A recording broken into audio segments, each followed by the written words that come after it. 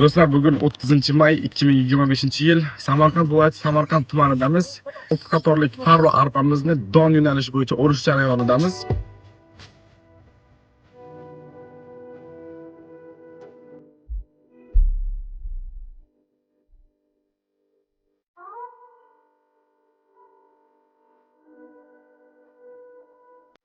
Bir gektar maydondan 85-100 sentnergacha don olinyapti.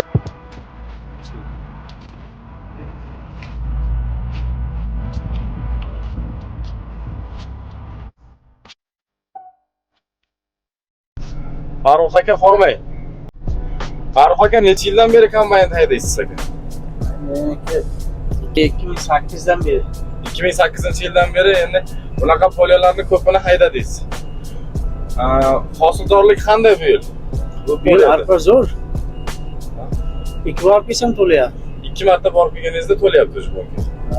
Oldin ham mana shu yaqin 2-3 yil o'rtasida mana shunaqa polya ko'rdingizmi, haydadingizmi? Bunday ko'rmadim. Bunaqasi yo'q, ha? Yaqin 2-3 yilda bunaqa polya haydaganingiz yo'q. Bo'yini ko'rishingiz mumkin, 80-90 santimetrni tashkil qilyapti. Bu holatga kelgunicha arpamizga 200 kg ammofos hamda 400 kg selitra berilgan 1 gektar maydon uchun. 6 qatorlik arpamiz umumiy hosildorlik 85 sentnerdan 95 sentnergacha hosildorlik olinyapti hozirgi kunda.